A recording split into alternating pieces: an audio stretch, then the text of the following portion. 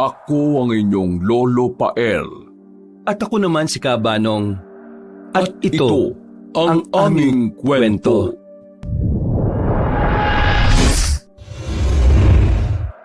Nako, mukhang mamalasin na naman tayo ngayong araw. Hindi yan.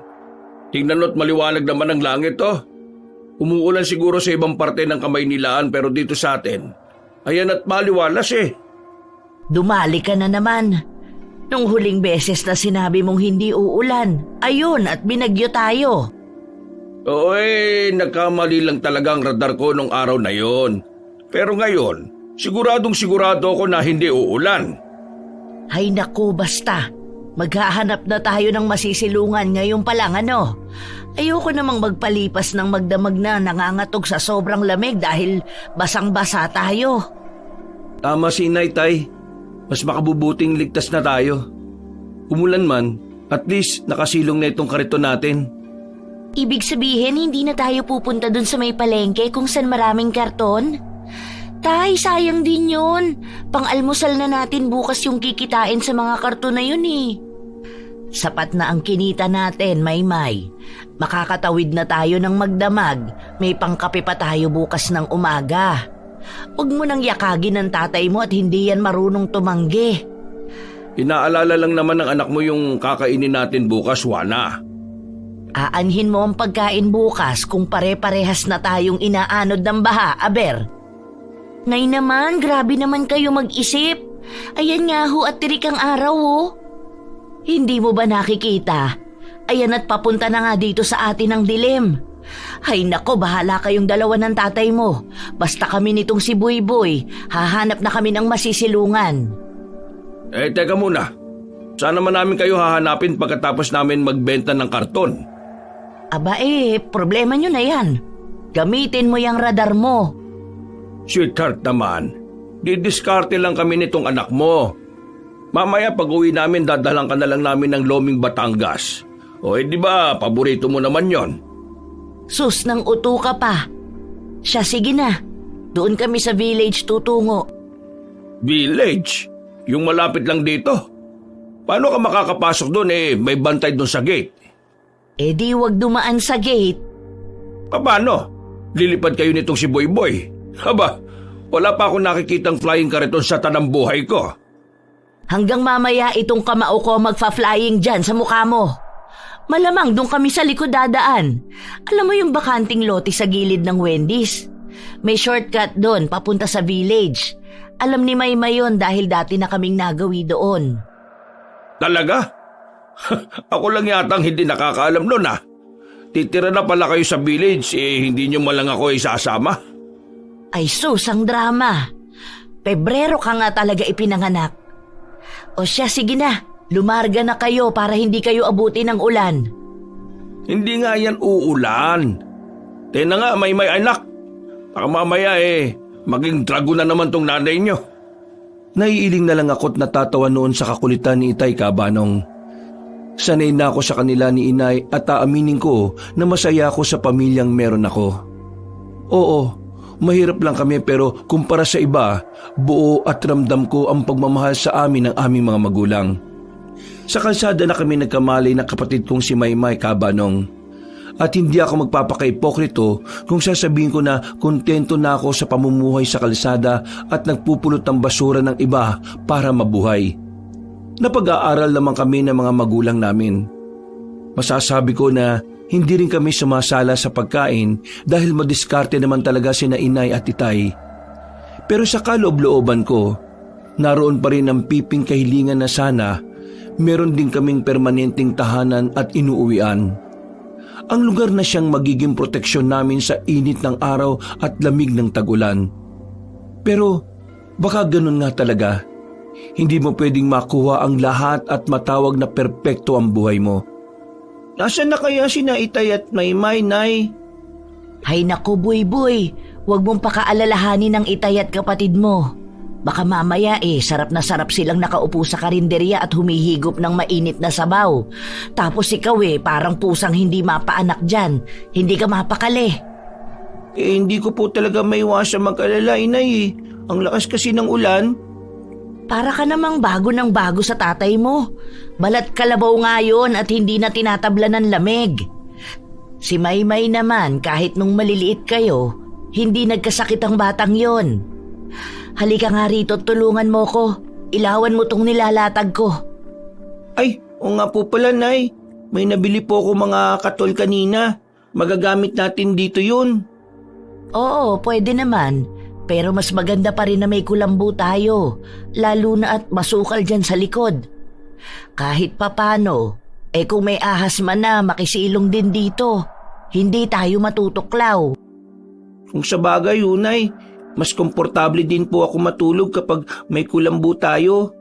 Pakiramdam ko, kahit nasa kalsada lang tayo, may bubong tayo at bahay eh.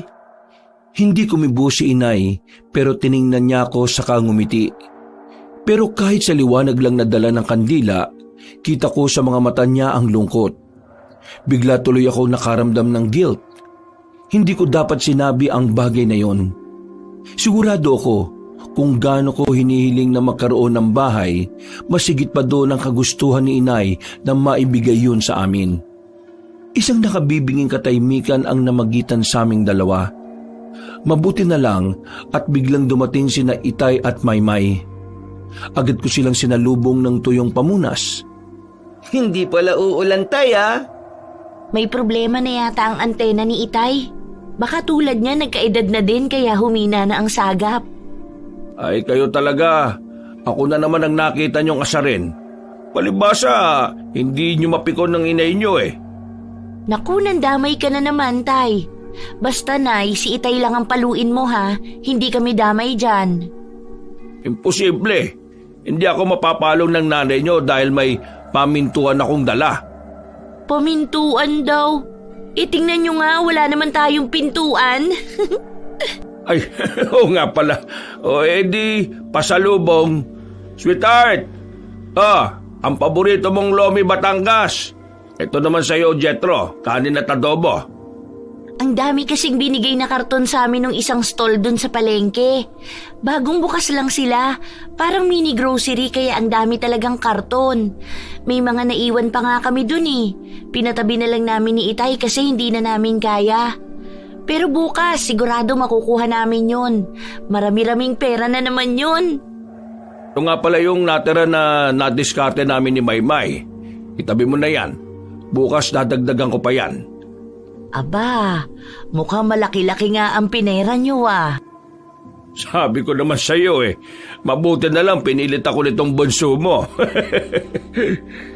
Oo na, pero bago yan, heto ang malinis na damit. Magbihis na kayo ng anak mo at malamig. Pagkatapos, sabayan mo kung kumain. Busog kasi kami. Kumain na kami ni Maymay bago ubuwi si Tart. Ganun ba? Ay siya sige. Kami na lang ni Boyboy ang kakain. Paghahanda na po ko ng kakainin natin, Nay. Bago kami matulog ng gabing yon, ay nagkwentuhan muna kami ni Itay at Inay ng paborito naming love story nila. Ang totoo ay kabisado na namin yon ni Maymay, pero hindi kami nananawang pakinggan yon ng paulit-ulit. Nakakatawa naman kasi talaga sila magkwento at nakakamangha. High school sweetheart sina Inay at Itay. Pero nang matapos sila ng sekundarya ay sinubukang ipakasal si Inay sa iba. Huli niya na nalaman na ipinagbibili pala siya ng kanyang ama. Balak pa daw sana siyang ipadala ng nanay niya sa malayong probinsya para lang mahiwalay siya kay Itay. Kaya namang gabi bago ang nakatakdang pag-alis ni Inay, tuluyan silang nagtahanan ni Itay at buong tapang na nagpunta sa Maynila. Sinadya nilang huwag maghanap ng permanenteng titirahan sa takot na baka matagpuan din sila ng mga pamilya nila. Simula nga noon ay hindi na daw alintana ni Inay ang hirap ng buhay basta't ang importante ay magkasama sila ni Itay. Ano ba yan? Sino ba yung yugyug ng yugyug? Maymay, bakit malikot mo? Boyboy? Boyboy! Maymay naman eh. Kita nang natutulog yung tao eh. May tao, boy. Ha? Tao? Nasaan? Wala naman ako nakikita. Ang dilim-dilim eh. Nasa labas na. Sa gilid ng pintuan. Naku naman oh. Ang hilig mo kasi magbasa ng comics na horror eh. Yan tuloy. Imbis na tutulog ka na lang sa gabi kung ano-ano pa nakikita mo. Hindi. Totoo yung nakita ko. May tao nga. Nakakapote pa ngang itim eh. Kakainis naman to oh. Nagdadamay pa eh. Ano bang gagawin ko? Bakit mo pa ako ginising? Tingnan mo. Baka mamaya mamamatay tao yun tapos hinihintay lang na makatulog tayong lahat. Ano? Mamamatay tao pala tapos gusto mo silipin ko? Gusto mo kong maunang patayin, ganon? Eh, hindi naman sa ganun. Ano kasi? Ay nako, eto na. Teka lang. Saan na ba yung flashlight na yun? Ay, eto. Nasaan? Wala naman ah. Teka, saan galing yung flashlight mo? Nabili ko lang to kanina sa may bangketa. Ano, pwede na ba ako matulog ah? Sige, pero akin na yung flashlight. Ay nako, yan na. Sa'yo na yan. Basta wag mo na akong gigisingin ulit ah. Oo na. Inis na inis ako kay Maymay ng gabing yun. Ang sarap pa naman ng tulog ko dahil malamig ang panahon. Inisip ko na baka bunga lang yun ng kanyang imahinasyon. Mahilig kasi talaga magbasa ng horror ang kapatid kong yun. Hanggang sa sumapit ang kinabukasan. Para sa pamilya namin, panibagong umaga na naman yun na kailangan naming itawid. Ang hindi namin alam, sa araw na yun din pala magsisimula ang bagong yugto ng aming buhay. Paano? Dito na lang muna kayong magkapatid ha. Maghahanap lang kami ng itay ninyo ng maaalmusal natin. Nasaan na nga ba yung lalaking yun? Teroy! Nasa likod yata, inay. Iilang daw po. Pauna ka na sa labas. Susunod ako doon. Siya sige. Oh, Buy, gisingin mo na yung si Maymay at iligpit nyo na yung mga gamit natin ha. Para mamaya pagkatapos nating mag-agahan, kaunti na lang ang aayusin natin bago tayo umalis. Kanina ko pa ho siya ginigising eh. Ayaw naman bumangon. Saka, puyat siguro siya, nay. Kung ano-ano kasi nakita kagabi. Nakita? Anong nakita? May lalaki daw ho dyan sa pinto. Inilawan ko naman ng flashlight. Wala naman ako nakita. Kababasa niya talaga yan ng comics, nay. Yan na nga ba ang sinasabi ko kababasa ng hindi maganda. Naaapektuhan na pati pag-iisip. O paano, mamaya mo nagisingin pagbalik namin. Ay, sige po, nay. Nauna ngang lumabas si inay noon. Ako naman ay bumalik sa pagkakahiga. Pero bago yun ay kinuha ko muna ang libro sa bag ko upang maghanap ng mababasa doon. Pero wala pang ilang minuto simula nang lumabas si inay ay narinig ko na ang malakas niyang pagtawag kay Itay. Nangunot ang noo ko at napabalikwas ulit ng bangon. Yung tono kasi ng tawag ni inay, aakalain mong may emergency. Dali-dali akong lumabas. Halos sabay na nga rin kami ni Itay noon. Naabutan namin si inay na nakasquat ng upo sa gilid ng pintuan. Tulala at titig na titig sa kung anumang bagay na naroon. Ano ba't parang nasunugan ka kung makasikaw dyan, sweetheart? Tignan mo to. Gumagalaw siya. Ano kaya yan? Kamunti ko na matapakan eh. Abay, paano natin malalaman kung tititigan mo lang yan? Ayan at nababalutan ng puting tele oh. Kung hindi mo yan tatanggalin, hindi natin malalaman ang sagot sa tanong mo. Ang dami mo namang sinabing damuho ka. Sige, tutal ikaw na ang nakaisip, di ikaw na ang gumawa. Tignan mo itong nanay mo, Buboy oh. Mainit agad ng ulo eh. Kulang yata sa pampainit na lambing. Psst, ang bunga nga naman ito. Sa anak mo pa talaga? Ay bakit? Ano ba yung sinabi ko? Parang kulang ka naman talaga sa mainit na yakap, sweetheart eh. Oo na, sige na. Tanggalin mo na yung nakabalot dyan. Uy, ano yun? Teka, tanggalin ko tong balabal na to. Sanggol? Nay, baby oh! Diyos na mahabagin. Sinong nag-iwan yan dyan? Mariosep, kawawa naman. Ang lakas pa naman ng ulan kagabi. Ayan at basang-basa yung hinihigaan niya oh. Nay, ang cute to. Anong cute ka dyan? Nagugutom ka mo yan. Maya-maya lang iiyak na yan, tingnan mo. Dito ka na lang muna. Pasupsupin mo dyan sa'yo. Lalabas ako at bibili ako ng dadian at gatas, ha? Ha? Siya, sige, bilisan mo lang ha. Alam mo namang wala na akong gatas. Oo, mabilis lang ako. Agad namang ipinasok ni inay ang sanggol sa loob ng bahay. Doon ay matyaga niya itong nilinisan at pinalitan ng malinis na damit. Natatandaan kong t-shirt pa inay ang ginawa ng balabal dito pansamantala. Bukod kasi sa nakalagay lang ito sa parang basket, wala itong mga damit na extra doon. Noon ay hindi ko na nga pinagtuon ng pansin pa ang basket at sumunod na din kay inay sa loob. Noon ko lang napansin yung kakaibang balat sa noo ng baby. Pati na din yung bracelet na suot niya. At tama nga si inay, Kabanong.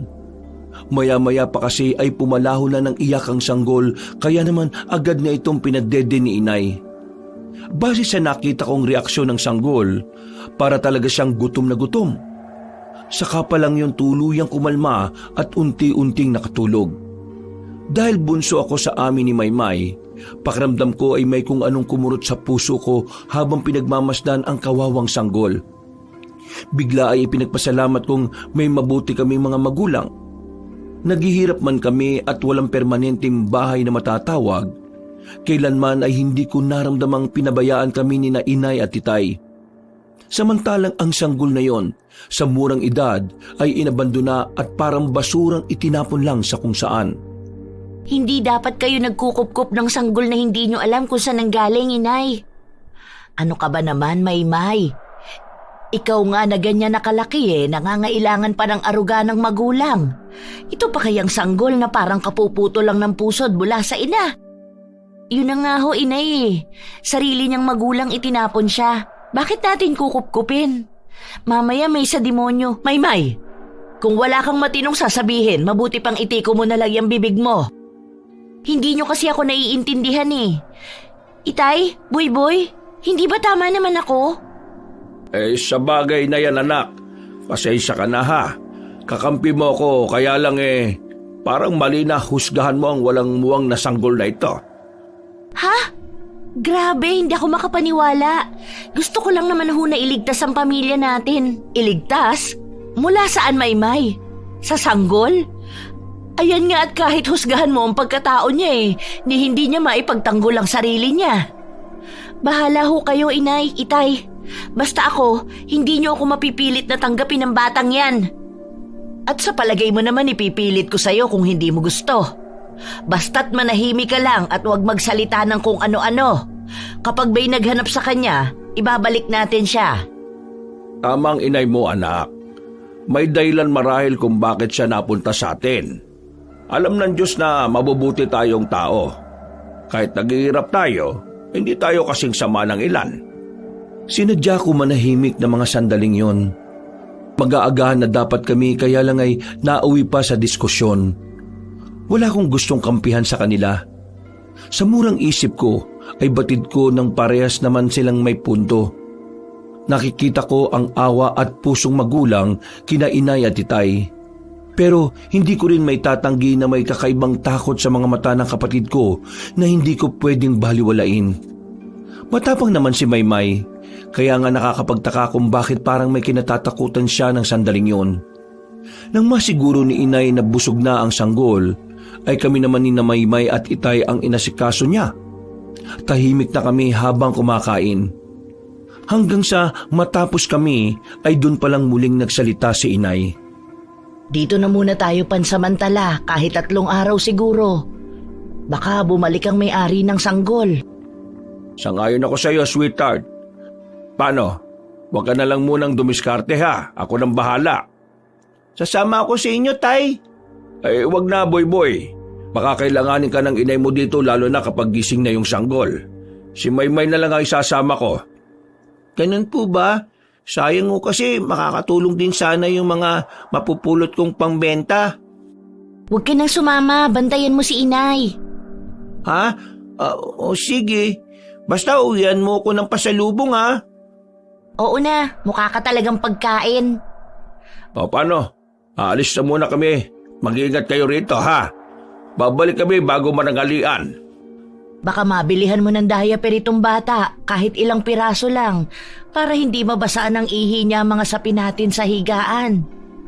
Hayaan mo't paglalaanan ko ng pera yung pambili ng mga gamit ng bata. Kita niyo niyan? Hindi niyo nga kami dinagdagan ni Boy kasi alam niyo na mahirap ang buhay natin.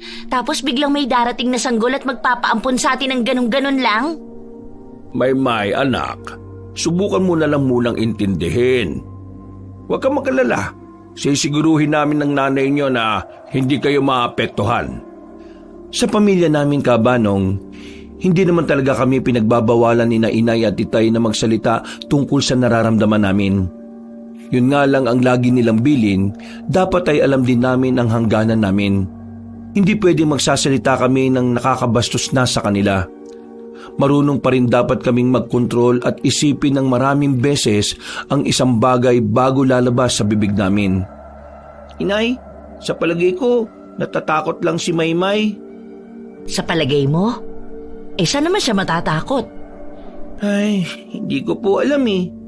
Parang napansin ko lang na takot siya sa kung anong bagay. Ganun ba?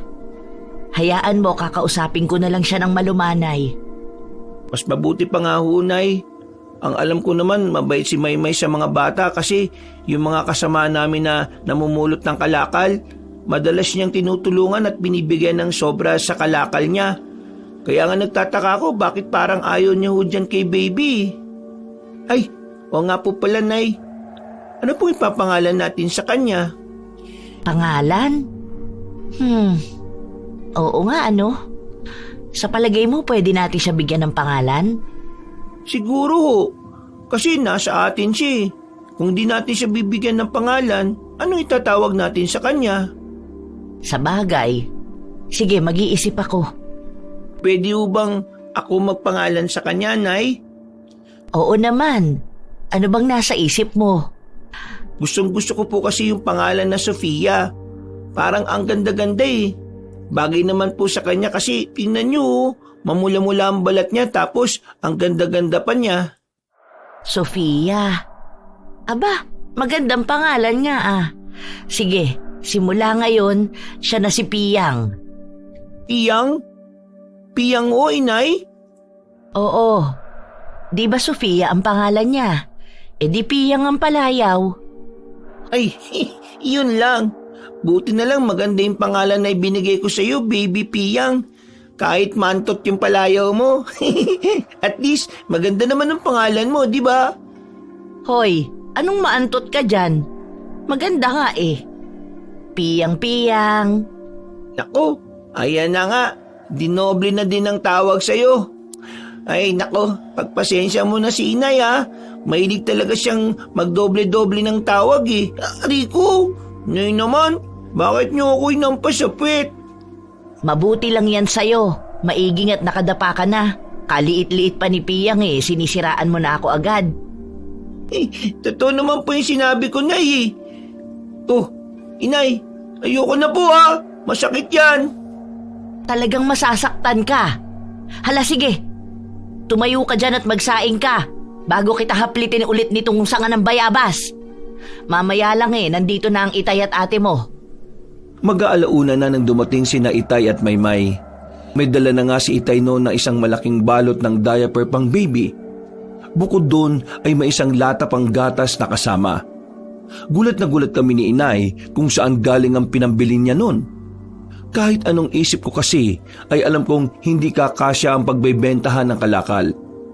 Si Maymay naman ay wala pa rin pagbabago ang ekspresyon sa muka. Bagamat hindi na siya mukhang galit, wala naman akong mabasang emosyon sa mukha niya. Isa-isa niyang inilabas mula sa plastik ang dala nilang ulam ni Itay. Agad na nagwala ang tiyan ko nang kumalat sa buong bayang pamilyar na amoy. Ulam na kay tagal ko ding inasam na matikman. Manok? Pritong manok ba yan, May? Wala ka bang mata? Wow! Fried chicken nga! Ang sarap naman yan! Inay, kakain na ako!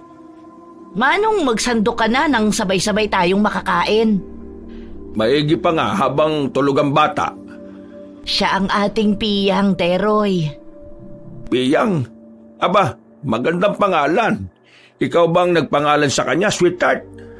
Palayaw langan sa akin. Itong si Buyboy ang nagbigay ng pangalang Sofia sa kanya. Ganun ba? Bagay naman sa kanya ano? Oo. Pero teka nga, bago ko makalimutan, saan kayo kumuha ng pambili ng lahat ng yan? Hindi ka maniniwala, sweetheart. Alam mo, sa palagay ko swerte sa atin ang batang yan. Dumating lang siya puro grasya na inatanggap natin Hindi ko matukoy ang tinutumbok mong lalaki ka. Ako nga idiretsuhin mo, ano? Ay, teka ha? Eto, tignan mo. Ang kapal naman ng perang yan, Teroy! Nagnakaw ka ba, ha? Nang hold up? Shh! Ano ka ba? Hindi. Bakit ko naman gagawin yon? Eto, bigay to ng isang lalaki. Nakasakay siya sa magarang sasakyan. Naawa daw siya sa amin dahil nakikita niya kaming babad sa ulanan nitong anak mo habang namumulot ng basura. Inutusan niya akong mamili sa palengke. Pagbalik ko, binigyan ako ng isang plastic. Akala ko nga kung ano laman Nagulat ako, maraming pera. Gamitin ko daw sa tama at sa pamilya ko. Talaga? Abay, napakabait naman ng lalaking yon. Ano bang pinabili sa'yo? Maraming atay ng baboy at dugo Magdidinuguan yata sila para sa isang komunidad. Akalain mo, ang daming pinabili, puro laman loob. Sigurado ka ba na hindi sila masamang tao, Teroy? Hindi. Paniwala ka sa akin. Mabait siya magsalita, sweetheart. Sige, pero wag na lang muna nating galawin yung pera na yan. Para kung sakali mang may kapalit pala ang pagbibigay nila ng ganyang karaming pera, pwede nating ibalik. Ikaw ang bahala. Sa ngayon, kumain na tayo at pagsaluhan natin yung nabili naming ulam ni Maymay. Siguradong mapaparami ang kain natin ngayon. Totoo yun, Kabanong. Halos tumaob ang kaldero ng tanghaling yon na dati naman ay napapaabot pa namin ang hapunan ng sinaing. Kahit si Maymay ay hindi may tatangging nagustuhan ng ulam. Alam ko dahil sabay kaming nangangarap na makakain ng ganoon noon pa man. Sa tuwing madadaanan namin ang establishmentong nagluluto ng fried chicken, nakukontento na lang kami sa pagsinghot ng aromang tangay ng hangin mula doon. Kaya nang sandaling yon, pakiramdam namin isa sa pangarap namin ang tuluyang natupad. Buong maghapon ay mas lumakas pa ang ulan. Nagpa siyang Itay na hindi na umalis.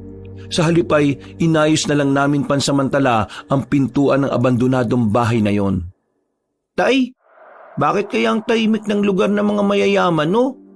Tingnan nyo, bukod sa malinis dito, lahat sila nasa loob lang ng bahay nila. Hindi nagsisilabasan. Hindi gaya doon sa iskinita na madalas nating daanan kapag nagbebenta tayo ng kalakal. Kahit umuulan o mainit ang araw, ang dami-daming tao, ang iingay nila. Ibang-iba talaga ang ugali ng mahihirap sa mayayaman, anak.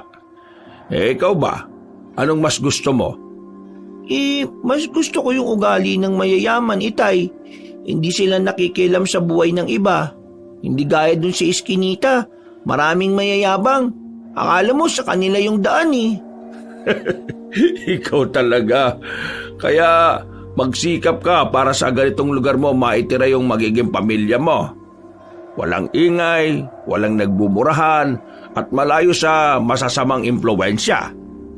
Nako, kayo muna ni Inay ang ititira ko sa ganito, Itay, no? Hindi ako magpapamilya hanggat hindi pa kayo sa ganito nakatira ni Inay. Ay sus, ikaw talaga Akin na nga yung tali para matapos na tayo dito sa tolda na ito. Ay, ito po Itay O sige, hilahin mo at hawakan maigi ha. Ay, nga pala Boy. Ipapaalala ko lang na hindi mo kami obligasyon ng inay mo. Ang gusto namin, pagbutihin niyo ang mga buhay ninyo para sa hinaharap. Alam naming nasa maganda kayong kalagayan. Oo na po, Tay. Lagi naman po ninyong sinasabi yan Pero ang gusto namin ni Maymay, maging maayos ang buhay natin balang araw. Itay, hindi lang kami. Dapat pati kayo. Ay, teka. Tay, may tao ho. Tao? Saan? Baka isa sa mga nakatira dito. Siguro, pero bakit sa likod ng puno siya lumabas, Tay? Ano? Likod ng puno? Ikaw talaga. Hayaan mo na sila. Nakikisilong lang tayo dito eh. Huwag mong tingnan at baka paalisin tayo ng wala sa oras. Tay, para kasing sa bahay na to siya nakatitig eh. Ay, yan na nga ba sinasabi ko eh. Huwag mo kasi silang tingnan. Teka, nasan ba? Andun oo. Oh, nasan na yun? Wala naman eh. Ikaw talaga oh. Ay nako, mabuti pa halika na sa loob. Pagsasaing pa tayo para sa hapunan eh. Kakamot-kamot na lang akong sumunod kay Itay Kabanong. Bago tuluyang pumasok ay muli kong binalikan ng tingin ng katapat naming bahay.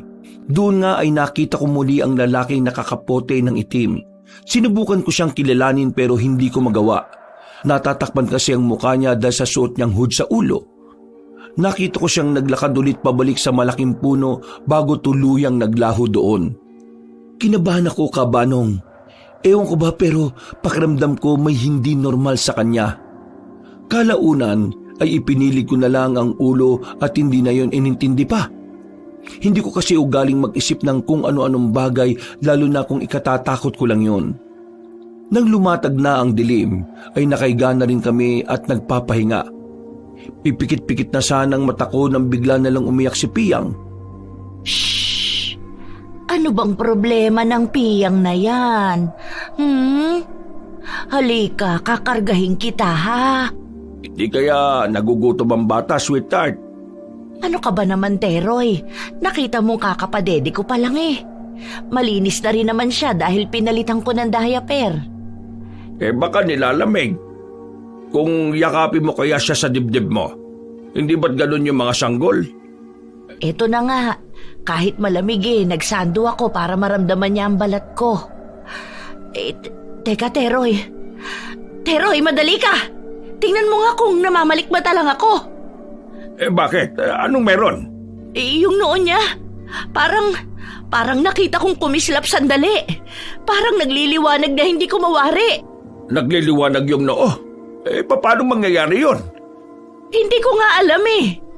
O ayan, tingnan mo. Abay, oo nga. Ano yun? Inay, ang baho ho. Nakakasuka ang amoy. Parang nabubulok na mapangi at amoy dumi ng baboy. Hindi, may paparating.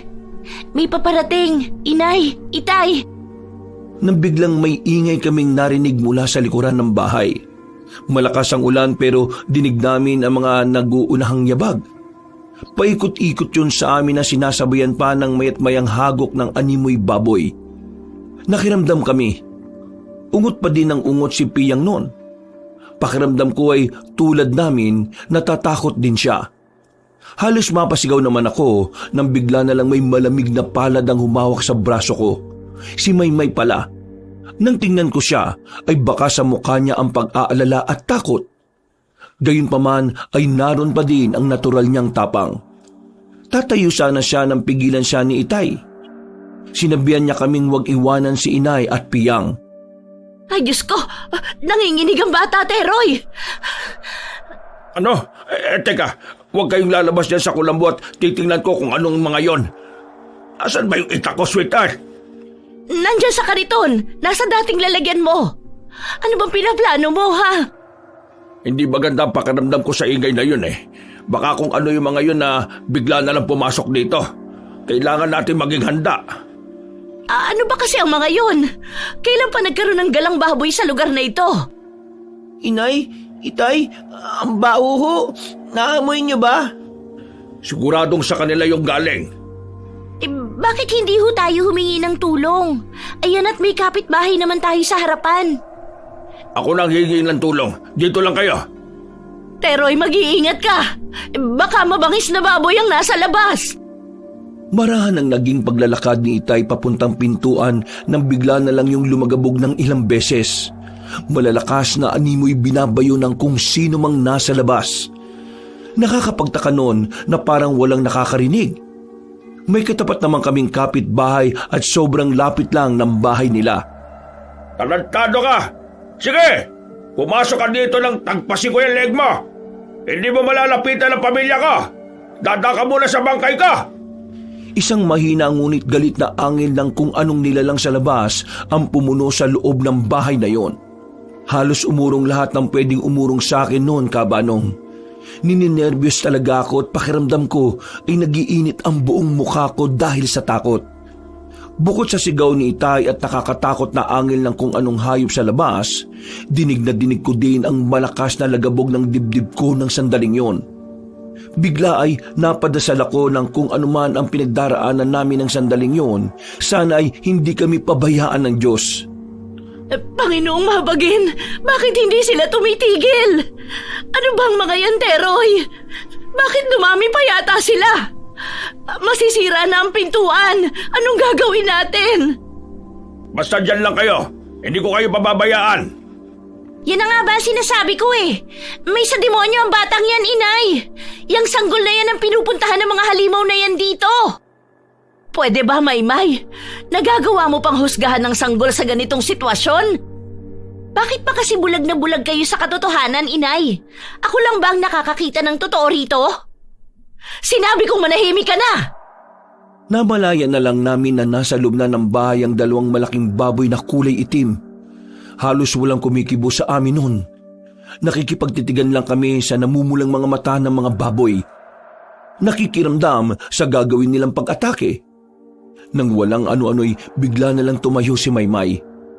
Hindi siya napigilan ni inay nang bigla niyang kunin ang sanggol mula sa bisig nito at ilapit yon sa dalawang baboy. Gulat na gulat kaming lahat sa ginawa niya. Maging ako ay hindi makapaniwala na makakaya niyang gawin yon sa isang musmos na sanggol. Pero mukhang tama siya. Ang sanggol nga talaga ang target ng mga kakaibang baboy. Sasakmali na sana ng isang baboy si Piyang nang bigla na lang sumugod si Itay, dala ang itak niya. Hindi ko makakalimutan yung samot-saring takot, galit at pangamba na nararamdaman ko ng gabing yun, Kabanong. Malakas at panabay na napasigaw si Inay at Maymay. Wala akong magawa. Umatras ako sa dulo ng higaan at doon ay yumuko ako sa dalawang tuhod. Ko. Tinakpan ko ang dalawang tenga at kalaunan ay niyakap ang sarili. Hindi ko alam kung gaano katagal ako sa ganoong posisyon, Kabanong. Namalayan ko na lang na may yumayakap na sa akin at nagsasabing maayos na ang lahat. Ano bang iniisip mo, ha, Maymay? Ganyan ka na ba kawalang puso at pati sanggol gagawin mong pamain sa mga halimaw? Muntik nang ikapahamak ng Itay mo ang padalos-dalos mong desisyon. Patawad ho, inay. Hindi ko naman akalain na nasusugod ang Itay. Ama na yan, Juana. Mabuti na lang at maayos naman tayong lahat. Mabuti na lang kamo at may nagmagandang loob na tumulong sa atin para maitaboy ang mga baboy na yon. Paano kung wala? Hayaan mo na. Sigurado naman akong may natutunan ng panganay natin sa nangyari. Tama ba, Maymay? Patawad ho, Itay. Anak, mahirap lang tayo pero hindi tayo kriminal. Hindi namin kakayanin ng inay mong magpahamak ng ibang tao lalo na't musmus pa. Naintindihan namin na gusto mo lang ding protektahan ang pamilya natin. Pero magagawa naman natin yun nang hindi na kinakailangang makapanakit pa sa iba. Hindi ka namin pinipilit na gustuhin si Piyang. Pero sana, tratuhin mo man lang siyang tao. Aaminin kong maging ako ay sumama ang loob kay Maymay ng sandaling yon. Lalo na nang matitigan ko ang inosenteng mukha ng natutulog na sanggol. Wala siyang kamalay-malay na muntik na siyang maging hapunan ng isang mabangis na hayop. Sigurado ko na kung may nangyari man sa kanya, baka hindi ko nakausapin ang kapatid ko. Okay ka na ba, Boy? Nanginginig pa rin ang katawan mo. Giging okay na po ko, Inay. Hindi ka ba nahihirapang huminga? Hindi naman no, Inay. Natakot lang talaga ako. Akala ko kasi kung mapapano na si Itay at Baby. Hindi pa rin tayo pinapabayaan ng Diyos, anak. May pinadala siya para tumulong sa atin. Ay, oo nga po pala. Nasaan po yung sinasabi niyong tumulong sa atin? Gusto ko po siyang pasalamatan. Hindi ko nga rin alam eh. Sinundan niya yung mga tinaboy niyang mababangis na baboy tapos hindi na siya bumalik. Sana'y magpakita siya ulit sa atin nang makapagpasalamat man lang tayo. Sa palagay ko taga rito lang yun sa subdivision na ito. Paano pa natin makikita yon kung aalis na tayo rito? Hayaan mo na kung hindi. Alam niya naman na siguro na nagpapasalamat tayo sa kanya dahil sa kabutihan niya. Ang akala ko talaga, walang makakarinig sa pagiging natin ng tulong Tingnan mo nga't ang lalim ng sugat mong lalaki ka. Sigurado ka bang ayaw mong dalhin sa ospital yan para magamot? Sus, hindi na. Malayo to sa bituka. Ang mabuti pa, ipunin niyo na lahat ng gamit. Kailangan natin makalis dito sa lalo madaling panahon. Hindi na kami nakatulog ng gabing yon. Pagkatapos ng mga nangyari, ni isa sa amin ay walang dinalaw ng antok. Pagputok ng araw kinabukasan ay nilisan na namin ang lugar na yon sa takot na baka muli kaming balikan ng mga umatake sa amin ng nagdaang gabi. Sa daan ay nauna sina inay at itay.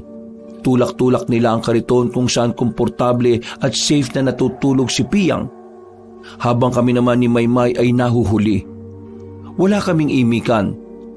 Pansin ko na tahimik din siya. Mukhang malungkot at pagkaminsan ay marahas na lang na napapabuntong hininga. Alam ko na hindi mo rin gustong gawin yon. Pero maling-mali kasi na ginawa mong pamain si Baby Piyang. Wala siyang malay. Hindi pa siya makakalaban. Hindi mo ako maiintindihan, Buy-Buy. Gusto ko lang naman protektahan ng pamilya natin. Kapag gusto mo nang magkwento sa akin, sabihin mo lang makikinig naman ako sa iyo Basta, ang alam ko lang, hindi yan normal na bata. Yung nagdala sa kanya, hindi yun tao. Ano? Anong ibig mo sabihin na hindi tao?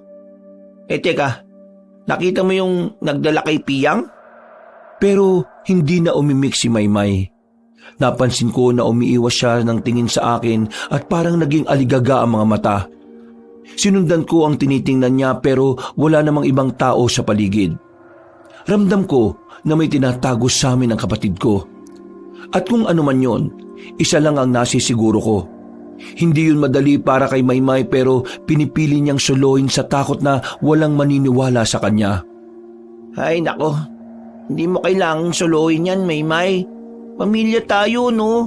Saka, di ba, bili ni na itay at inay na walang dapat sikreto. Iba ngayon, Buy-Buy. Paano sila maniniwala sa akin? Nabulaga na sila sa sanggol na yon. Pati nga ikaw Hindi ako bulag, May. Naaawa lang ako. Ganun na rin yon. Magkaiba yun. Naiintindihan kita. Gusto ko lang maging patas at alam kong ganun din sila inay. Tumigil ka na. Ayoko ng pag-usapan.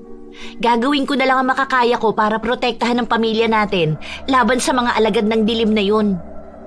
Hindi lang naman ikaw ang may gustong protektahan ng pamilya natin Lahat tayo magtutulungan. Hindi na siya kumibo at nagpatuloy na lang sa paglalakad. Malikot pa din ang mga mata niya at pagkaminsan ay natutulala sa isang direksyon na parabang may nakikita siyang hindi kaaya-aya doon. Naawa ko kay Maymay Kabanong. Gusto ko siyang damayan pero hindi ko naman yun magagawa kung hindi siya magsasabi ng problema niya sa akin. Sa huli ay pinili kong iparamdam sa kanya na kakampi niya pa rin ako at naiintindihan ko siya. Kahit naman hindi kami ganon ka-sweet tingnan, aaminin kong mahal ko ang kapatid ko dahil siya lang naman ang meron ako maliban kina inay at itay. Hapon nang ikagulat ko kung saan kami manunuluyan. Kahit papaano ay nakaramdam ako ng excitement, Kabanong. Yung kasi ang unang beses na masasabi kong kahit hindi permanente, may matatawag kaming maayos na tutulugan. Ligtas sa anumang banta ng panganib at higit sa lahat may kuryente. Wow! Totoo po ba ito? Dito tayo tutuloy, Nay? Tay? Oo anak, 1 linggo na ang binayaran namin ng inay nyo dito. Napagpasya naming gamitin yung pera na ibinigay ng estranghero para sa kaligtasan natin, lalo na ni Piyang. Paano po yung karito natin? Nakatabi na. Ipasok nyo na lahat ng gamit natin dito. Yung importante lang, ha? Opo, Inay. Nakakatuwa naman. May TV pa oh. Pwede ba natin gamitin yan, Tay? Abay, oo naman. Kaya nga nandyan yan eh. Pagtsagaan na lang natin yung higaan. Pang 2 tao lang yata yan eh. Sa lapag na lang po kami ni Maymay. Diyan na po kayo sa kama kasama si Baby Piyang. Ikaw talaga.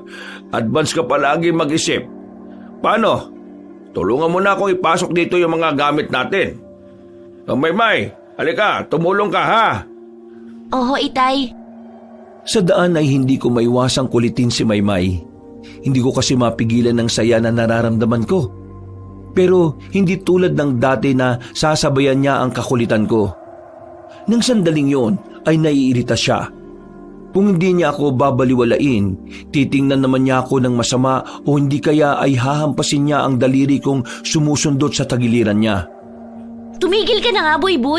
Isa pa, babaliin ko na yung daliri mo. Sungit mo naman. Masaya lang naman ako eh. Ikaw ba hindi? Anong nakakatuwa dito? Kahit saan naman tayo magpunta, masusundan tayo ng mga halimaw na yon. Ano bang sinasabi mo? Maayos yung tutuluyan natin. Hindi butas ang bubong. May matibay na pintuan at mga bintana. Kahit sundan tayo ng baboy na yun, hindi na nila tayo basta-basta mapapasok. Saka, madaming tao oh. Baka bigla silang maging lechon kapag dito tayo inatake ng mga yun. Ewan ko sa'yo, puro kabiro. Ikaw naman tong pinakaduwag sa atin. Tumabi ka nga dyan. Bilisan mo na nang matapos na tayo. Sus, di mo pa aminin. Alam ko namang masaya ka, no? Mapapanood mo na yung paborito mong soap opera tuwing gabi. Hindi naman masasabing maganda ang lugar na yon. Ang totoo ay luma nang ang tingnan. Pero kumpara naman sa nakasanayan naming tulugan, masasabi kong di hamak na mas matino yun at para sa akin maganda at kumpleto sa lahat.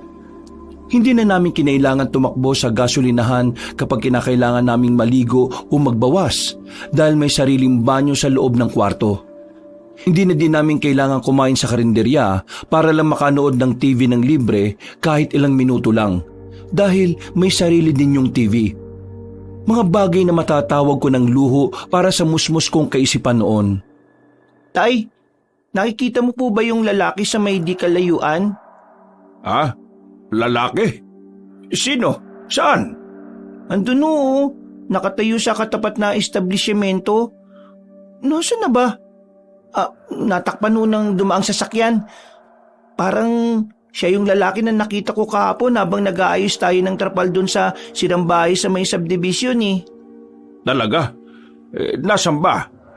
Ayan, umalis na yung sasakyan. Bakit wala naman ako makita? Nawala na naman siya, Tay. Nakakapagtaka lang. Nakakaputi pa din siya ng itim at nakatakip ang ulo niya ng hood. Hindi naman umuulan. Sigurado ka ba? Opo. Nakatingin na naman siya dito sa bintana natin kanina eh. Ganun ba? O sige. Ang mabuti pa isara mo na yung bintana at manood ka na lang ng TV.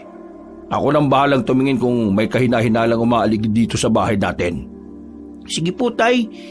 Hindi talaga maganda yung pakiramdam ko sa kanya eh. Akala ko kahapon kapitbahay lang natin dun eh. Pero ngayon parang kakaiba na ho. Huwag ka mag-alala. Nandito naman ako. Hindi ko kayo pababayaan.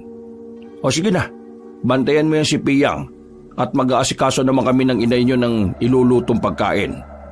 Sinunod ko na lang si Itay kahit ang totoo ay kakaba-kaba ako. Nahaluan patuloy ng takot yung excitement at tuwa na nararamdaman ko ng sandaling yon. Tulog si Piyang sa kama ng sandaling yon. Si Maymay naman ay kalalabas lang sa banyo at nagpupunas pa ng buhok. Ako na ang nagbukas ng TV bago maingat na dumapa sa tabi ng sanggol para manood.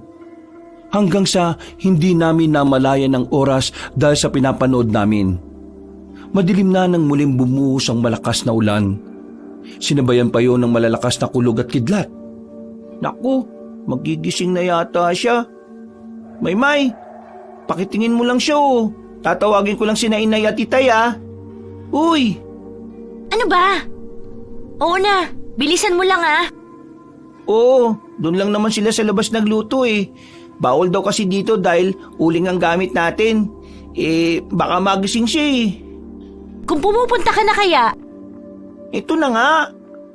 Madali akong tumayo at tinungo ang labas. Nakita ko naman sina inay at itay sa dulong pasilyo ng lugar na yon. May mahaba kasing parang lababo doon at doon sila nagluluto. Halos tumakbo na ako makalapit lang ng mabilis sa kanila. Hindi kasi ako pwedeng sumigaw dahil may mga tao din sa ibang kwarto. Hindi naman sila makatingin sa gawi ko kaya hindi rin ako makasenya sa kanila.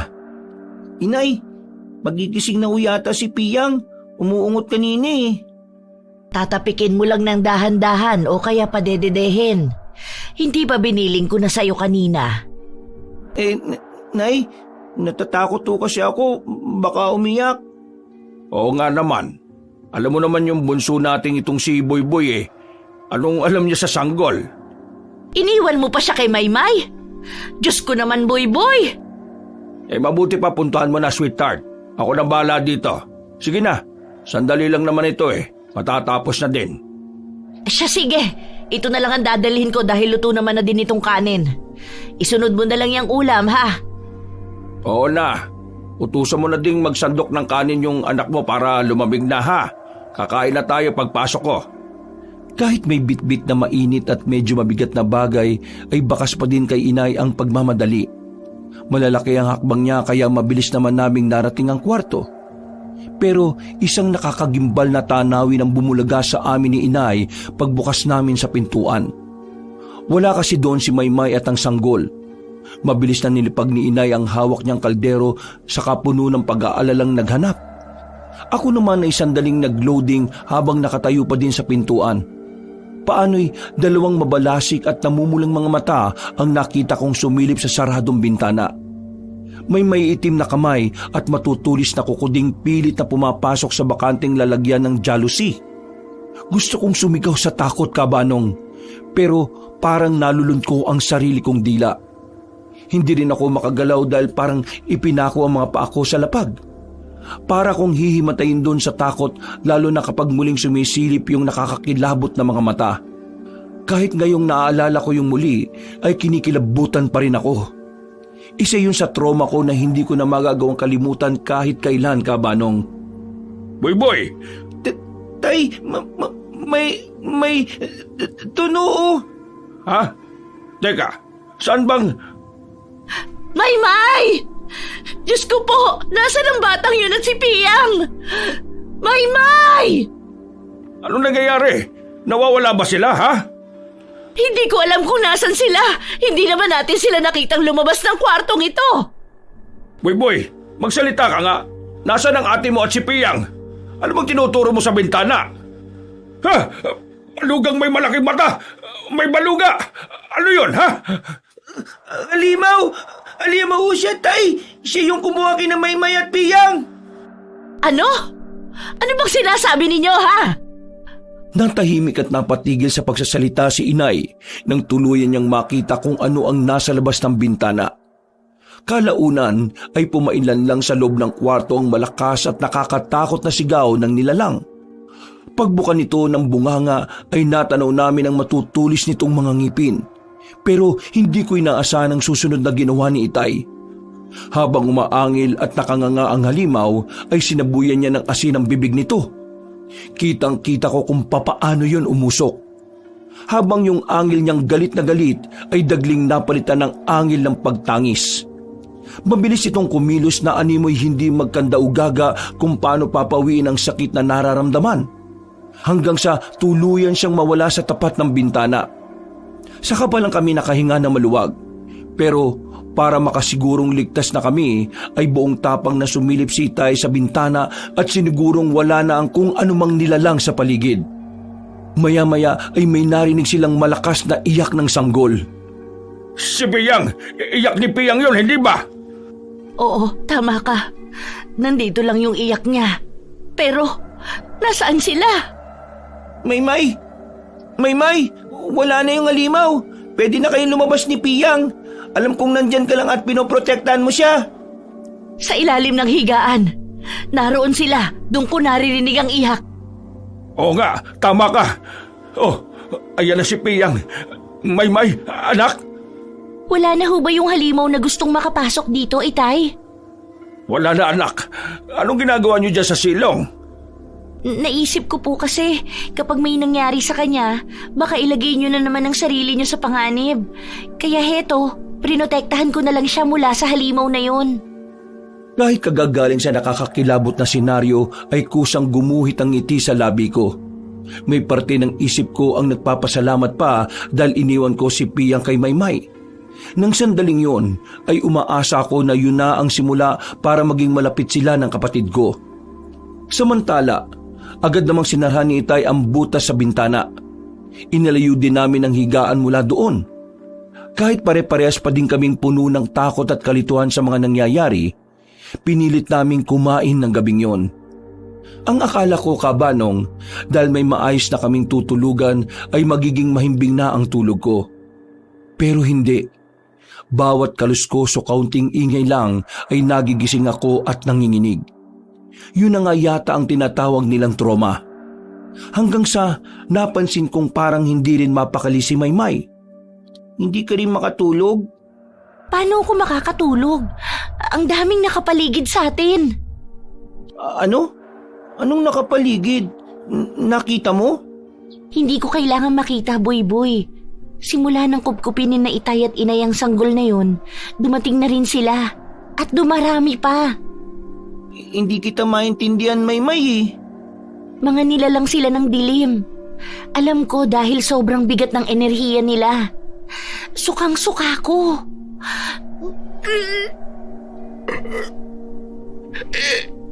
Maymay! Mabilis akong tumayo noon at sinundan ko siya.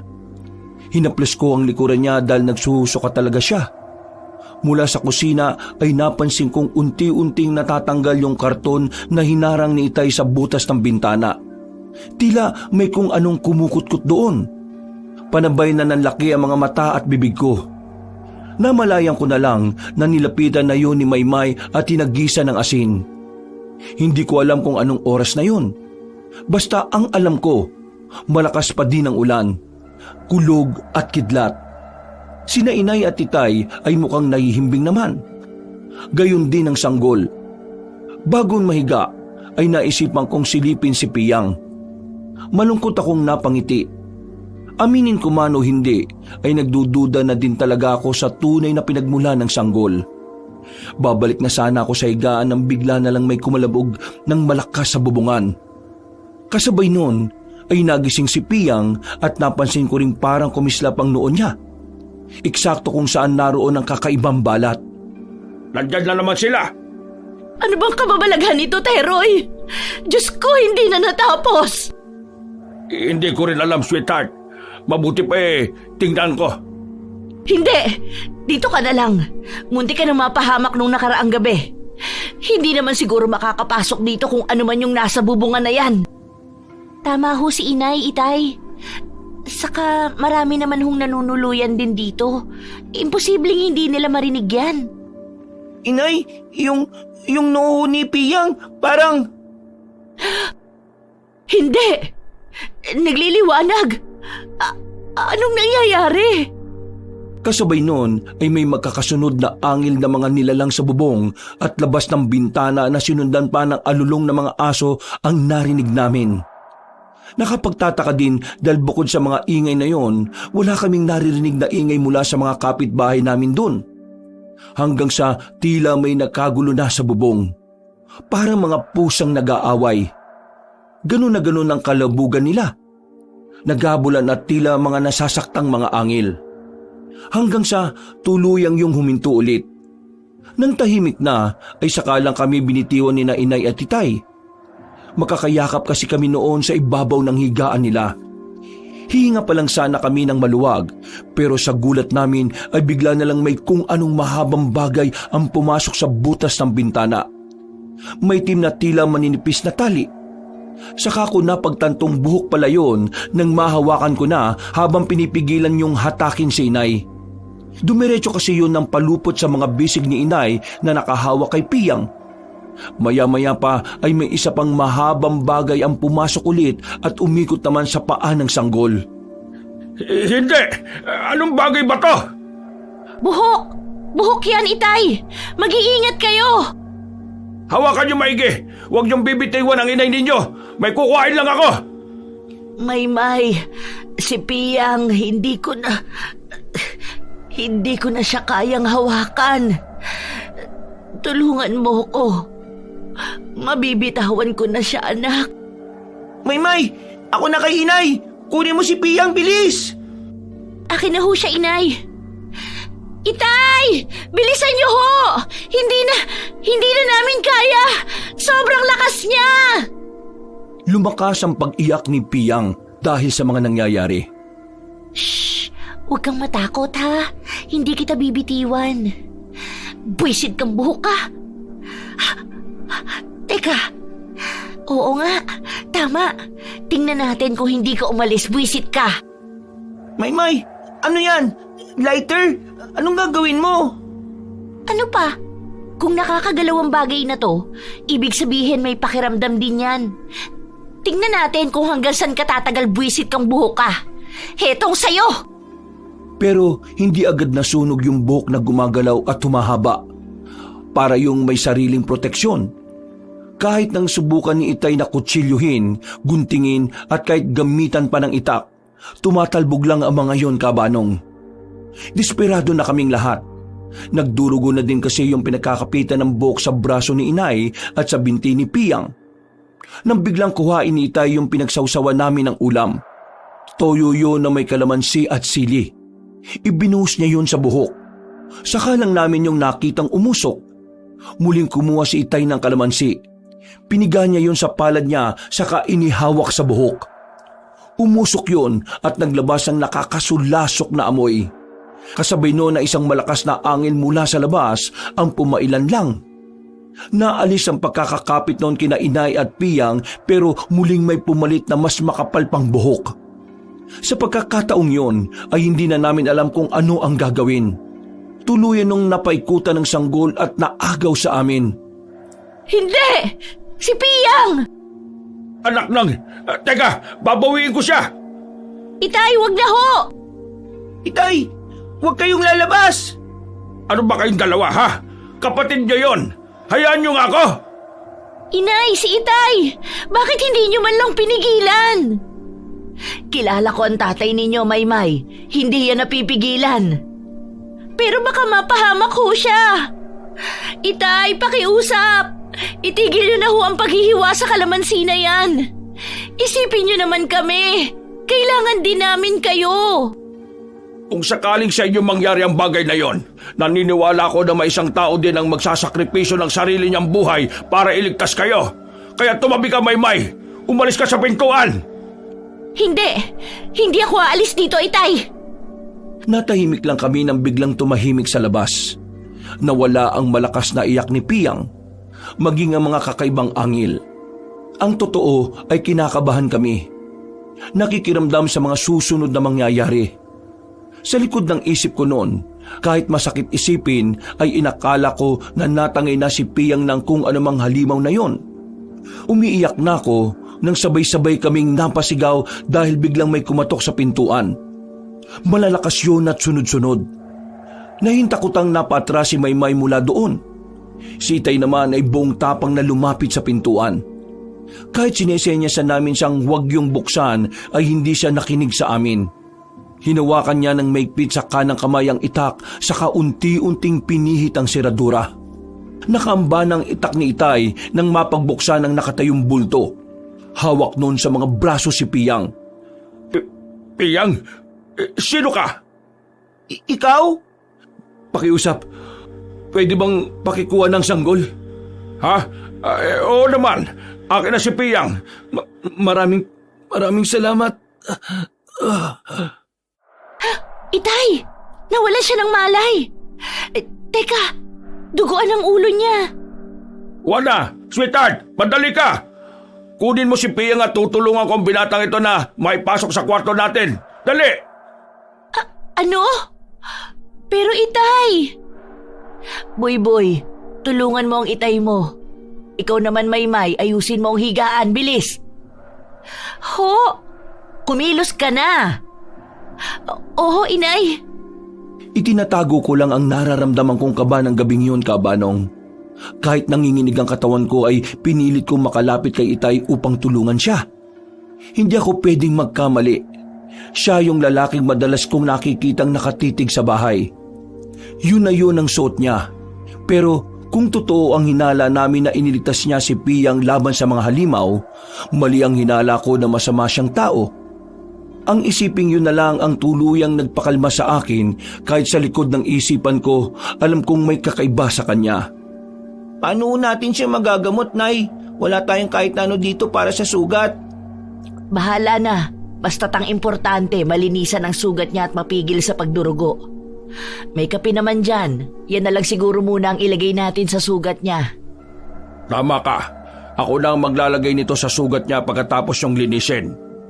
Wow, Itay, tingnan mo yung suot niyang damit oh. Kakaiba, ang tigas. Bakal yata to eh. Para siyang sundalo nung sinaunang panahon. Hindi nga normal yan. Baluti yan, anak. Taga saan kaya tong taong to? Bakit niya tayo tinulungan? Naalala ko na, Teroy. Ganyan na ganyan ang suot nung tumulong din sa atin sa subdivision nung inatake tayo ng malalaking baboy. Hindi kaya siya yun? Hindi malabo, sweetheart. Tinulungan niya tayo ngayon eh. Hindi kaya guardian angel siya ni Piyang, Inay? Oo nga pala. Kumusta si Piyang? Maayos naman na siya. Nakapagtataka lang kasi ang alam ko, may sugat siya sa binti kanina. Nung tiningnan ko, wala na eh. Wow, baka pinagaling din siya nitong guardian angel niya. Hindi yan guardian angel, Buy-Buy. Isa yang alagad ng dilim. Sila ang dahilan kung bakit tayo sinusundan ng mga halimaw na yon. Maymay. Totoo naman ho, Itay. Bakit ba ayaw niyong tanggapin na simula nang mapunta sa atin ang batang yan kung ano-anong kababalaghan ang nangyari sa atin? Dati hindi naman ganito ah. Kahit saan tayo matulog, kahit sa sementeryo pa nga, wala naman nakakakilabot na nangyari sa atin.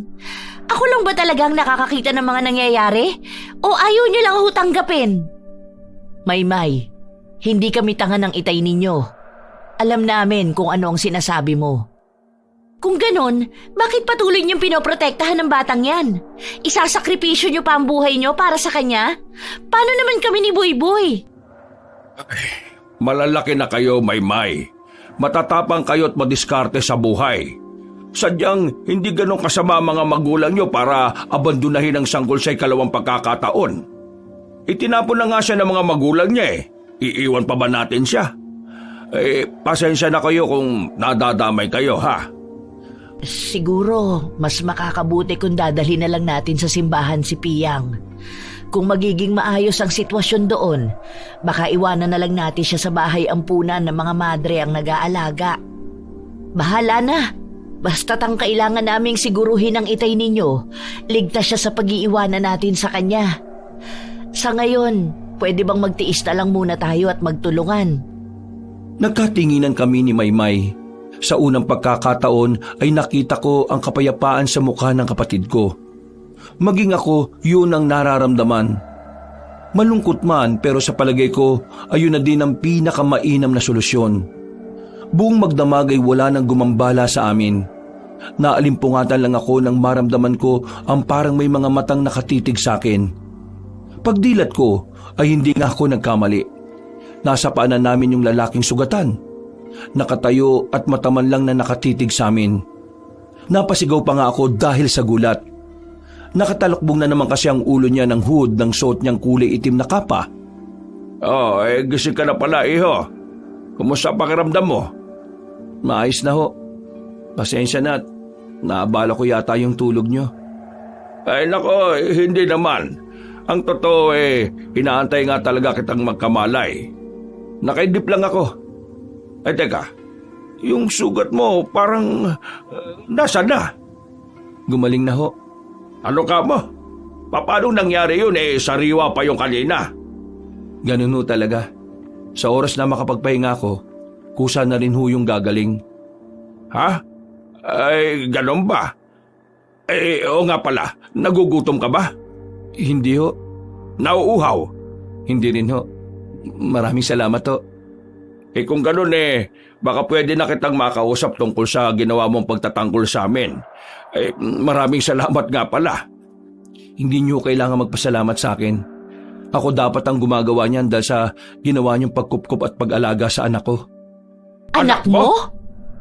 Anak mo si Piyang? Oo. Yun ang palayaw na ibinigay namin sa kanya. Sofia ang totoong pangalan niya. Itong si Buyboy ko ang nagbigay nun sa kanya. Pero, totoo ba? Anak mo siya? Paano at bakit mo inabando na sa labas ng sirang bahay na yun? Paano kung hindi namin siya nakita? Delikado yun. Sweetheart, Pasensya na ho kayo. Wala na akong pagpipilian ng araw na yun Naabutan nila ako. Hinang-hina ako noon kaya hindi ko na magagawang protektahan ng anak ko. Kailangan ko siyang iwan at ilayo sa akin para maprotektahan habang inililigaw ang mga kalaban. Kalaban? Bakit ka may kalaban? Yun ba yung mga kakaibang nilalang na nanggugulo sa amin? Pasensya na ho. una pa lang alam ko nang may kakaiba. Pwede ka bang maging tapat sa amin, iho? Tama ang asawa ko. Kailangan naming malaman kung ano ang mga kinakalaban namin. Mga aswang ho ang mga yon. Ang totoo, mga kalahi ko ho sila. Halos malulun ko ang dila sa narinig ng sinabi ng lalaki kabanong. Sina inay at itay naman ay makahulugang nagkatinginan. Gaya ko ay hindi makapaniwala sa mga narinig nila. Pakiramdam ko, pati mga laman loob ko ay nanginginig ng sandaling yon. Makailang beses akong napalunok habang titig na titig sa lalaki. Aswang. Isa siyang aswang na nagkukubli sa katawan ng tao para makisalamuha sa amin. Nang mapatingin ako kay Piyang na nooy payapang natutulog, parang piniga ang puso ko kabanong. Hindi ko matanggap na ang ganong kaamo at kagandang mukha ay may ikinukubling dugo ng isang halimaw. Sinasabi ko na nga ba Nung gabi pa lang na nakita kita sa labas ng bahay na yon, alam ko nang halimaw ka at ang sanggol na yan. Patawad Hindi ko rin gustong mapatpad sa lugar na ito Pero tulad ng mga magulang mo na hindi kayo kayang pabayaan, hindi ko rin pwedeng hayaan na lang ang anak ko. Papatayin siya ng kalahi ko. Gagawing alay dahil hindi nila matanggap na ang susunod na magmamana ng trono ay hindi purong dugo ng aswang. Anong ibig mong sabihin na magmamana ng trono at hindi purong dugo ng aswang? Prinsipyo ako sa mundo namin na hindi sinasadyang nagkagusto sa isang dalagang tao. Palihim kaming nagmahalan at nagbunga ngayon ng isang sanggol. Napatay na nila ang mahal kong si Ana. Matapos maisilang yung anak namin. Alam kong hindi sila titigil hanggat hindi nakukuha ang anak ko. Kailangan ko siyang protektahan laban sa kanila. Pero kailangan ko ng tulong nyo. Huwag mong idamay ang pamilya namin sa gulo ninyo. Paano kung may isa sa amin na napahamak? Mapapalitan mo ba ang buhay namin? Maymay, ano ka ba naman? Hindi ka ba naawa sa kanila? Hindi dapat kinakaawaan ng mga halimaw, Buyboy. Hindi mo ba alam na pagkain lang tayo ng mga yan? Nagkakamali ka, Iha. Hindi namin pinakikialaman ang lahi ninyo. Kung ganon, bakit ka nakialam ng dalaga sa mundo namin? Binuntis mo pa. Ikaw ang gumawa ng problema mo. Lutasin mong mag-isa. Anak, maayos siyang nakikiusap sa atin. Maaring hindi mo naiintindihan kung saan siya nanggagaling dahil hindi ka naman isang ama. Iho, ano bang pangalan mo? Jetro, yun na lang kung itawag niyo sa akin. Jetro, ako si Teroy. Ito naman ang asawa kong si Juana.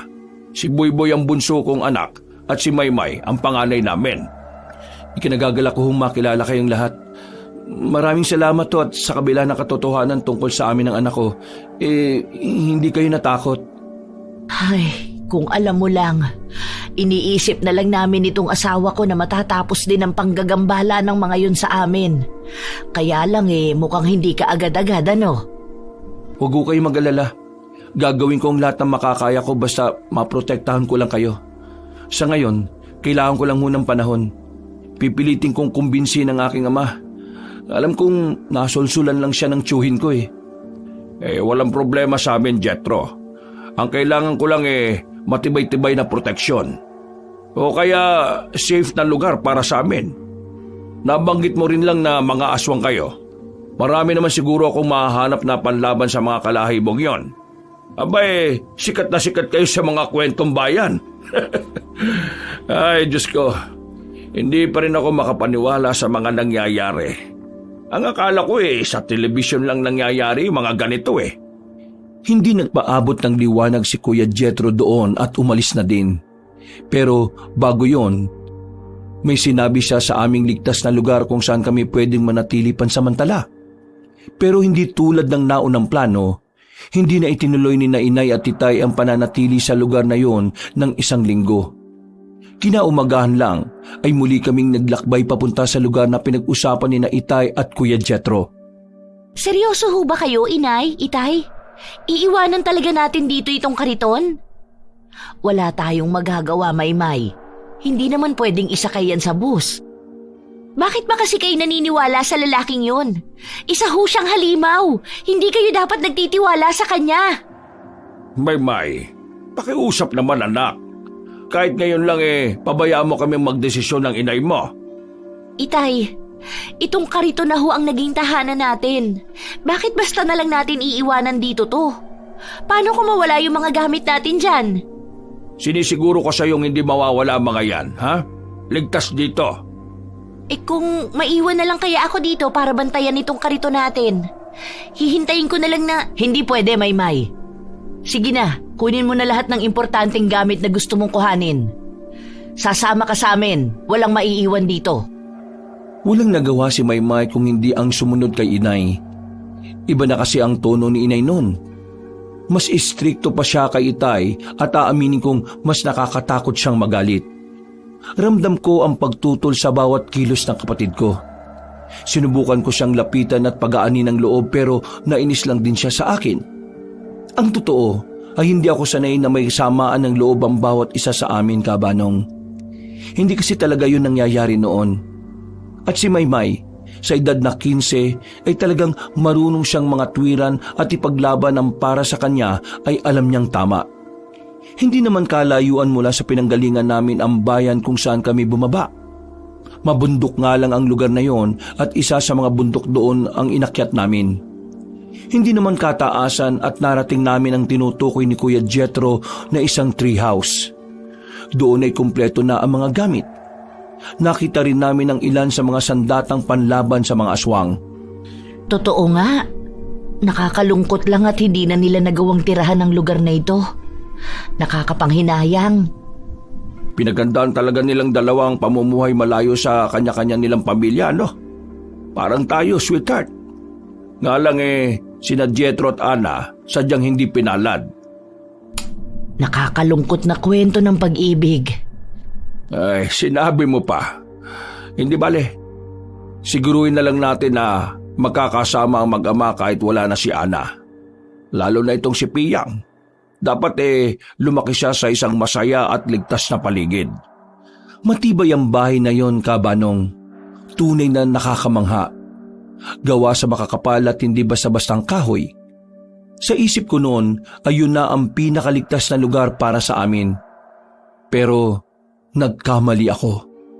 3 magkakasunod na gabi sa magkakaibang lugar, talagang hindi kami nilubayan ng mga halimaw. Mas malala nga lang ang gabing yon dahil may mga lumilipad na paikot-ikot sa bahay. Nang subukan kong silipin sa bintana ay halos himatayin ako. Nakakatakot ang mga itsura nila. Pero nakakapagtaka ay hindi nila magawang lapitan ng bahay. Mag-iingat ka sa gagawin mo, Teroy. Ano ka ba naman, sweetheart? Nandito lang tayo sa loob ng bahay sa kakapa, ninervyos ng kanyan. Mas malala nga yung nandun tayo sa subdivision Talagang wala akong sandata. At ginawa mo pang nakakatawa ang sitwasyon ngayon?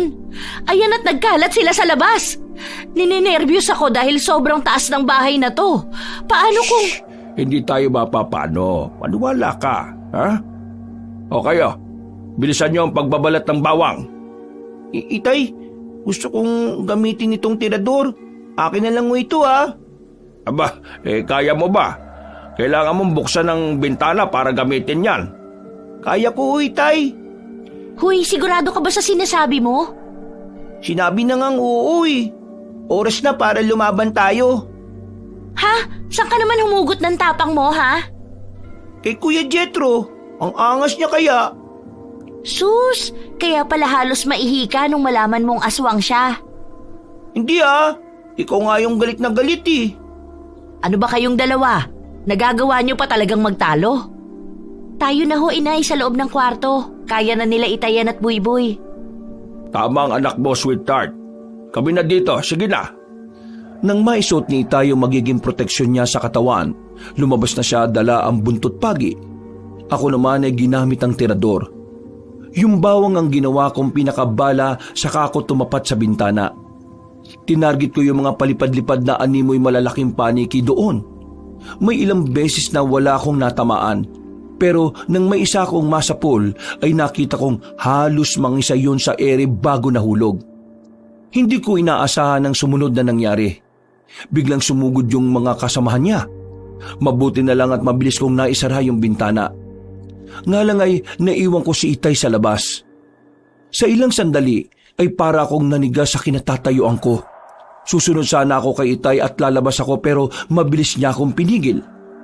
Walang patid niyang hinampas ang buntot pagi ang bawat nilalang na lumalapit sa kanya. Pero sadyang marami ang mga yon. Hanggang sa inakala kong mawawala na sa amin si Itay, isang mas malakas na nilalang ang bigla na lang lumapag malapit sa kinaroroonan niya. Sa kamay ay may bitbit itong isang bagay na nang makita ng mga kalaban ay mabilis silang nagpulasan. Kuya Jethro, ikaw nga kuya, ano yung hawak mo? Ulo ba yan? Pasensya na kung kailangan mo pang makita to, Buyboy. Oo, ulo ito ng tsuhin kong ganid. Ulo ito ng tsuhin kong ganid. Tapos na. Nanalo na ako. Wala nang gagambala. Naku Tay, si Kuya Jethro. Teka sandali. Tulungan mo akong alisin ang suot ko. Diyos ko, malalim ang sugat niya sa tiyan at dibdib. Sige, ipasok natin siya sa loob, bilis. Gagaling naman siya kagad, di ba Tay? Oo, yan din ang pinaniniwalaan ko. Itay, bakit kulay itim yung dugo na lumalabas sa dibdib niya? Hindi ko alam, anak. Isara mong maigi yung pintuan, ha? Mang Teroy, ay, huwag ka magsalita. Bumubulwak ang dugo eh. bilang kapalit ng kalayaan ng anak ko, isinusuko ko na ang trono ko at ang mutya matapos kong mapatay ang tiyuhin ko. Heto, tanggapin niyo ang munting regalo ko. Pakiusap, palakihin niyo sa isang masaya at ligtas na lugar si Sofia. Pakisabi na mahal namin siya ng kanyang ina. Ano pong sinasabi mo, ha? Pilitin mo mabuhay para sa anak mo, Jethro. Ikaw ang dapat na nagsasabi niya sa kanya. Masaya ho akong susunod kay Ana. Nagawa ko, magiging ligtas na ang anak namin. Maraming salamat ho sa inyo, Mang Teroy. Tapusin niyo na ho yung paghihirap ko. Eto, isaksak niyo na sa dibdib ko. Pakiusap. Si Jethro na ang humawak sa kamay ni Itay noon at saka idiniin sa sarili niyang dibdib ang maliit at kulay gintong kutsilyo. Unti-unti ay naging usok at itim na abo ang katawan ni Kuya Jethro. Tahimik akong lumuha ng sandaling yon, Kabanong. Sa napakaikling panahon na nakilala ko si Kuya Jethro, pakiramdam ko ay nagkaroon ako ng isang mabait na kuya. Kaya naman sa tapat ng abo niya ay nangako ko na poprotektahan ko si Piyang sa abot ng aking makakaya. Dito na ho tayo titira? Paano yung... Huwag ka mag-alala, anak. Iuuwi namin dito ni Buyboy yung kariton natin. Nagkasundo na kami ng inay niyo na dapat siguro magkaroon na tayo ng permanenteng bahay na mauuwian. At ito na nga yun. May malapit na eskwelahan sa ibaba, konting lakad lang. Isa pa, napakaganda sa lugar na ito. Payapa at tahimik ang pamumuhay. Ano sa palagay ninyo? Sa akin, ayos lang ho, Inay. Ang importante, makakasama tayong lahat. Pwede naman akong maghanap na ulit ng mga bagong kaibigan sa ibaba ng bundok eh. Ikaw, Maymay. Ay, oo nga pala. Eto, binilang kita ng nauuso ngayong gamit. Ho? Teka, Cellphone ho ba yan, Itay? Yun ba yung tawag dyan? Napansin ko kasi kahit nung nasa Maynila pa tayo may mga ganyang gamit ang mga kadalagahan doon. Sobra-sobra naman yung ibinigay na gantimpala ni Jethro para makapagsimula tayo ng bagong buhay. Basta, gamitin mo sa tama yan, ha? Wow! Iingatan ko ho talaga ito, Itay. Maraming salamat po. Ang daya naman. Bakit si Maymay lang, Tay? Nagtampo ka pa naglalaro ka pa nga ng mga sipit sa damit. Inay talaga Mas gusto ko silang tau-tauan Kaya nga yun na lang muna ang atupagin mo. Si Maymay dalaga na yan. Dalaga na ba yan, Nay? Parang bata pa din kung magmaktol. Alam na. Baka toyo din ang ginagawang juice ni Maymay gaya ng inay ninyo. Aray! Tenga ko naman, sweetheart. Huwag yung patilya ko. Hindi mo naman Toyo pala, ha? Halika, nang matikman mo kung anong lasa ng sinasabi mong juice. Sa ngayon ay 15 anyos na si Piyang Kabanong. Baka siyang maganda, masiyahin, mabait at may takot sa Diyos na tulad namin ni Maymay. Ni minsan na hindi namin pinaramdam sa kanya na iba siya. Sa awa ng Diyos ay hindi rin namin nakikitang apektado siya ng kakaibang lahi na meron siya. Mas close na nga ho pala sila ngayon ni Maymay kumpara sa akin. Nakakasundo kasi sila sa napakaraming bagay lalo na sa pang-aasar sa akin. Maayos na ang buhay namin sa kasalukuyan. Nakatapos na si Maymay ng kurso niyang education habang ako naman ay tinatapos pa ang napili kong kursong criminology. Hindi madali ang naging dahilan ng malaking pagbabago sa buhay namin. Pero aaminin kong ipinagpapasalamat ko ang karanasang yon. Hindi lang dahil sa gantimpalang nakamtan namin, kung hindi dahil alam kong hindi lahat ng tao ay nabibigyan ng pagkakataong maranasan ng ganon. Tunay na kapag mabuti ang hangarin sa pagtulong, ibabalik ng doble o triple pa ng mundong ito ang kabutihan sa iyo. Hanggang dito na lang ang may babahagi ko sa inyo, Kabanong. God bless po sa inyong lahat ng inyong mga tagapakinig. Wakas.